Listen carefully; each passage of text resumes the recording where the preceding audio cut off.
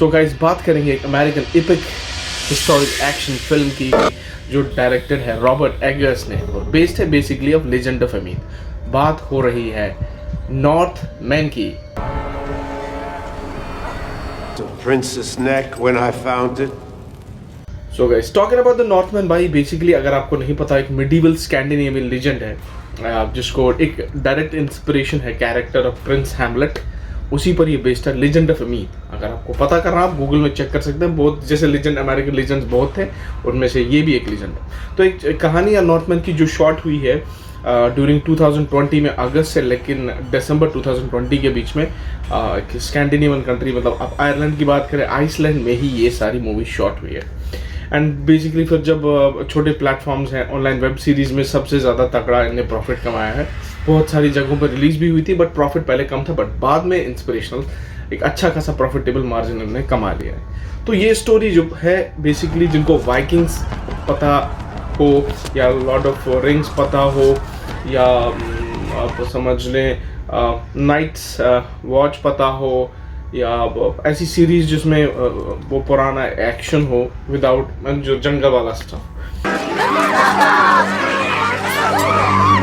तो जैसे आपका लास्ट किंगडम है, दीज काइंड ऑफ स्टोरीज ये उसी पर मबनी, वैसा ही सिनेमाटोग्राफी वैसा ही एक प्लॉट है।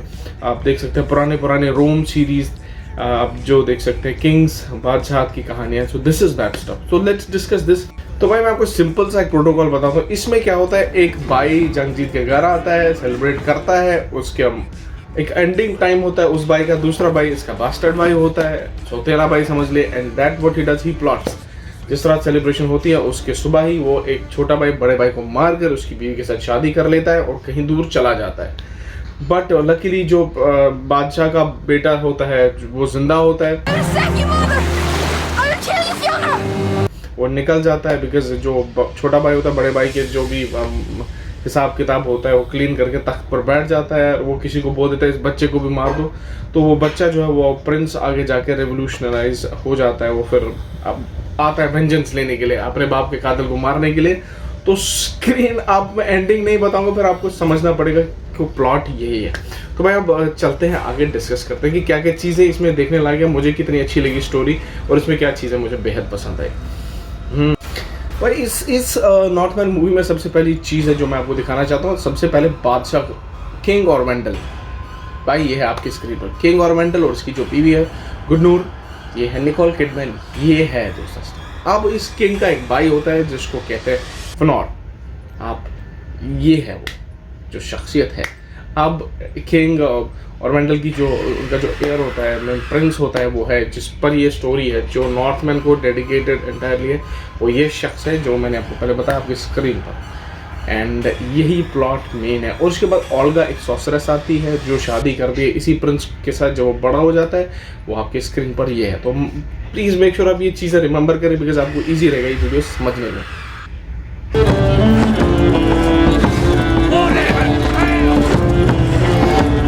वॉर रेवन जो होते हैं ईथन हॉक है जिनने निभाया है, जो एमलीथ के पिता हैं या फनोर के ब्रदर हैं। सो बाई 1895 में यही किंग ऑरवेंडल रिटर्न करते हैं आइलैंड ऑफ फैंसी, अपना कॉन्कर्स जीतते हैं, फिर अपनी बीवी के साथ रीयूनाइट होते हैं। मीन्स जो क्वीन है गुडरन जो है Nicole Kidman, and she is done a wonderful role.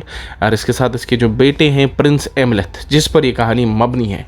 तो भाई प्रिंस एमलेथ को क्या करते हैं, ये बेसिकली स्पिरिचुअल सेरेमनी में बाप के साथ ऑरवेंडल जेस्टर के साथ मतलब जो होता है किंग ऑरवेंडल उसके साथ एक स्पिरिचुअल सेरेमनी में चले जाते हैं। एंड सुबह उठते हैं, एक ऑरवेंडल का जो भाई होता है बास्टर्ड भाई फजॉनर मर्डर कर देता है किंग ऑरवेंडल को, उसका जो हिल फोर्ट है उसको रेड करता है, लेकिन और उसकी जो बीवी होती है गुडरन को भी अपने साथ ले जाता है। लेकिन अमलीथ जो होते हैं प्रिंस हैमलेट जो होते हैं वो बोट के सहारे बदला लेने पर मबनी होके कहीं छुप जाते हैं, और जब वो like he thinks that he is gonna take a vengeance.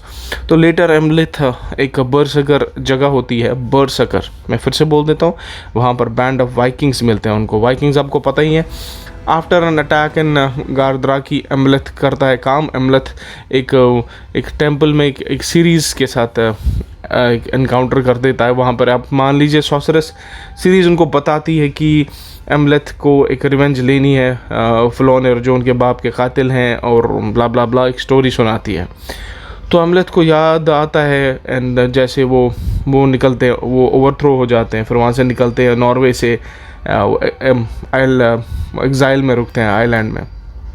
तो भाई अब वो क्या करते हैं, पोजिंग एज ए स्लेव, जो अमलीथ है जो प्रिंस है ये करता है काम एक स्लेव की तरह पोज करता है। जो स्लेव ट्रेडिंग हो रही होती है दूसरे बादशाहों को चाहिए होते हैं नौकर, तो अमलीथ स्नेक करता है काम। वो एक ओल्गा से मिलता है। ओल्गा एक स्लेविक वुमेन है, मतलब आप समझ सकते हैं। बट वो जो बोलते हैं कि वो भी सॉसरस होती है, तो वो दोनों मिलते हैं एक फार्म में जो फिजोनर का फार्म होता है, या फिर आप ऑलनर का फार्म कहें या जॉनर का फार्म कहें, जो किंग के भाई हैं। सो भाई यहाँ पर सीन स्टार्ट होता है और उसको पता चलता है इस जगह पर, जब वो उस बाप के कातिल की जगह पर पहुंचता है, कि ये जो उसका बाप का भाई होता है।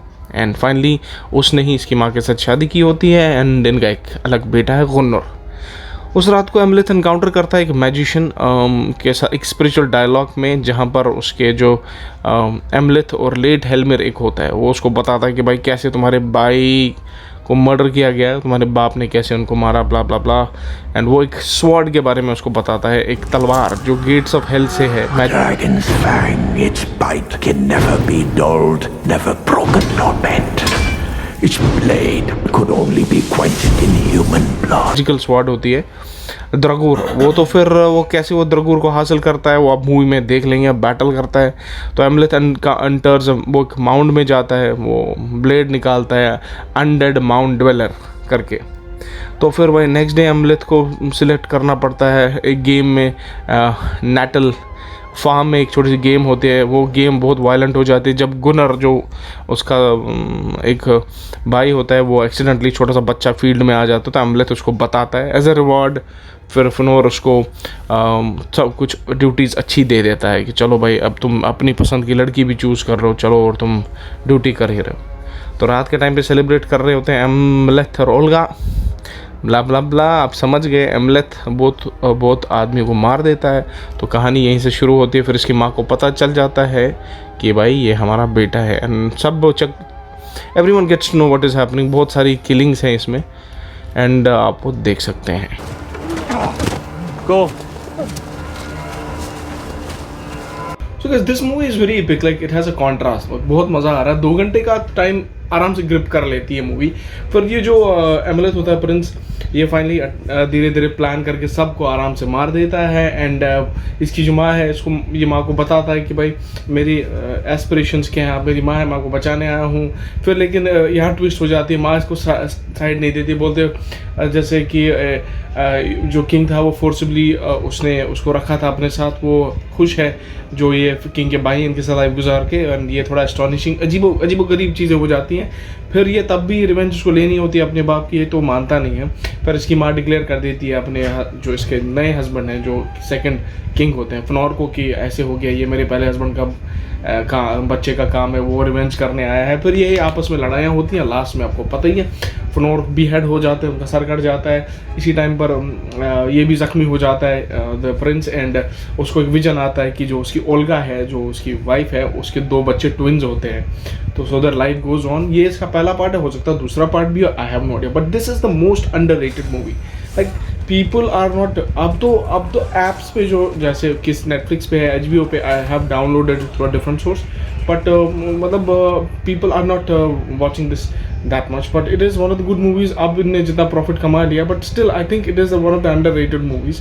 इसका अपना जॉनर है, आप मज़ा देखिएगा, try this movie, I'm sure you would love it. And next time I will break down any other movie जो ऐसा concept हो, like Vikings वाला concept। तो मेरे को Vikings, old age kings, उनकी stories एंड जैसे कि डिफरेंट सीरीज़ हैं आज, बट ये एक ऐसे 2 घंटे की मूवी है।